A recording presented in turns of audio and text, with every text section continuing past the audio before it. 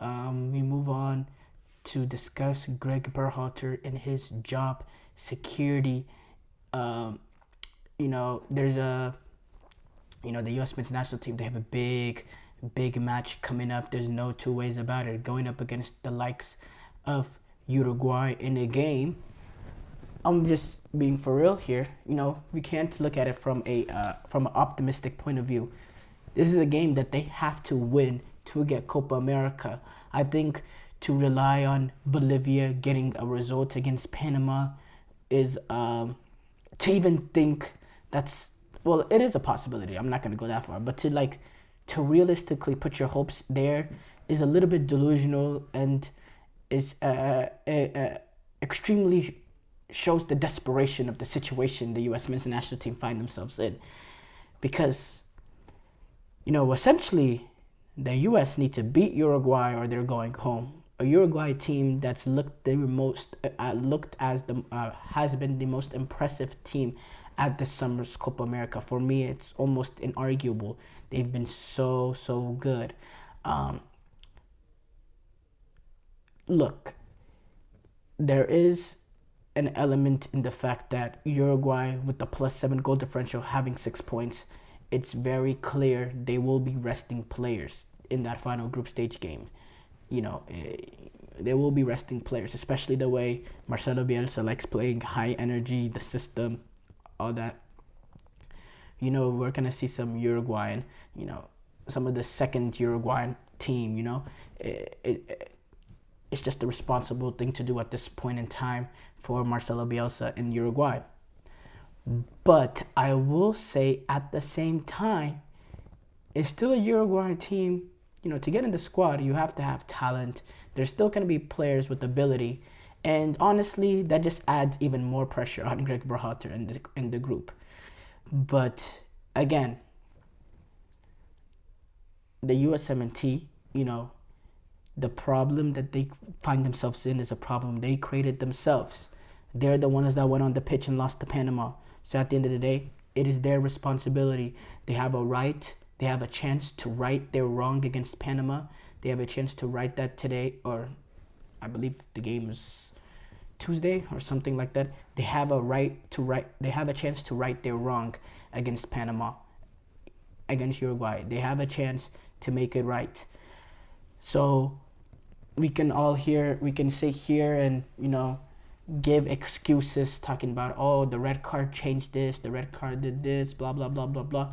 Okay, well, then prove it against Uruguay then. You weren't able to get it done against Panama with 10 men. Okay, it happens, I guess. Then get it done against Uruguay. Get it done against a potential B team for Uruguay. There's no excuses for Gregg Berhalter. There really isn't. There's no way the U.S. Soccer Federation can look at a group in Bolivia, Panama, Uruguay, and find it acceptable, find it not fireable to get grouped. There is no way. There is no way in heck. I don't care about Timothy Weah getting the red card. That was under Gregg Berhalter. Gregg Berhalter, he had a chance to be able to defend that lead, 1-0 lead. Once they got that red card, they were still able to gain the lead at the end of the day. This is a culmination of a lot of things, not just that game. I've been saying Gregg Berhalter is not right man for the job. I've been saying it for a minute.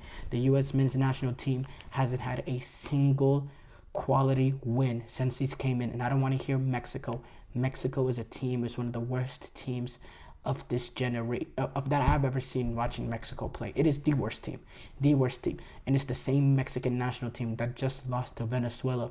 I don't want to hear the Mexican beating Mexico. That's not a quality win, despite how many times we were able to get it done. I believe it's 3 straight Nations League and a World Cup qualifier, a Gold Cup final as well. I really don't care. It don't matter to me whatsoever. When it comes to quality wins, we have not been able to get it over the boat. Colombia 5-1, Netherlands 3-1, England 0-0 that we celebrated like a win. Wales, we weren't able to get. There's not a single quality win we have under Gregg Berhalter, and he has one last opportunity to get it done against Uruguay. Can they get that? And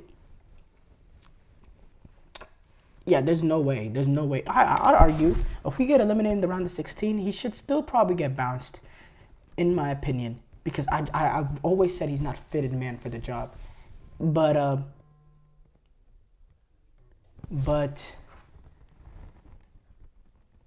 my opinion doesn't matter at the end of the day.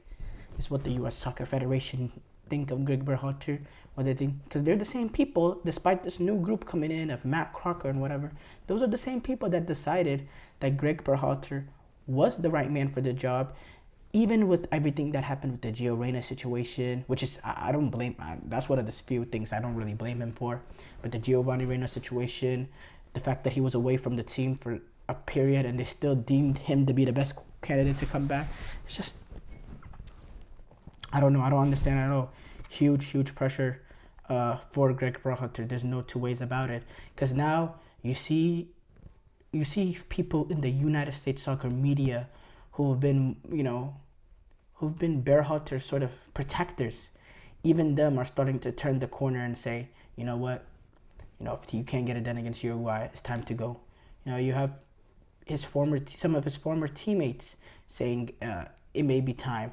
So this is something that the U.S. soccer community is kind of finally coming together over. There used to be a Berhalter in, Berhalter out. Now it's like all the Berhalter outs are screaming from the top of the lungs, and all the Berhalter ins are trying to wait for this Uruguayan game, but on the verge of accepting. Yeah, it's time for Berhalter to make his way out of this national team. And I don't know whether or not. Obviously, I don't know what the U.S. Soccer Federation are going to be thinking. They're going to look at it from an analytical point of view, as these, corporations always do. But at the end of the day, there's only one clear decision to make, in my opinion. But I've made this clear for a very long time. Now, as far as this game, I think for the USMNT to get past, and Berhalter to save his jobs, the big players need to step up. The biggest players.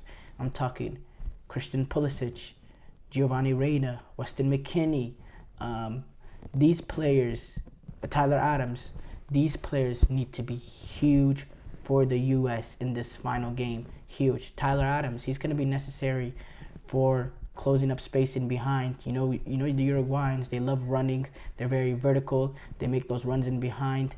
He's going to have a lot of ground that he's going to have to cover, and he's going to be going up against a team with a lot of players that will be able to match the energy levels he provide. Christian Pulisic, with his quality, with his pace, he needs to be able to be very vertical, make that Uruguayan backline stretch it, because there's going to be space to play in behind. They play a ridiculously high line, which is also, one of the big reasons why Timothy Weah is a huge loss for this Uruguayan game. Huge loss, because he's the main U.S. soccer player that can really take advantage of a line that's this high.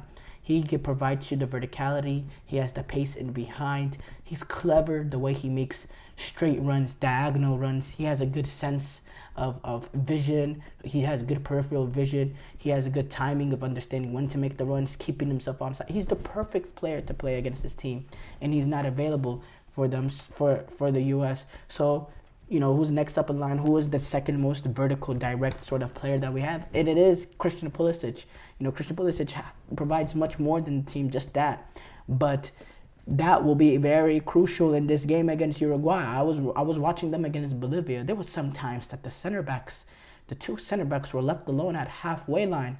You get some real pace and quality up top, and you get somebody to pick out that ball in behind, in midfield, or from the back. You have opportunity and space to really attack that Uruguayan defense, and you'll be able to generate a lot of chances and potentially keep that Uruguayan team honest from playing how ridiculous. Now, do I think they're going to play the same sort of way they play against Bolivia to what they will play against the USMNT and beyond? No, I don't think so, because they understand the level of quality that these other teams have, and I don't, but Marcelo Bielsa, he's a loco. He wants to play like this. He plays like this against all the top teams. So you never know.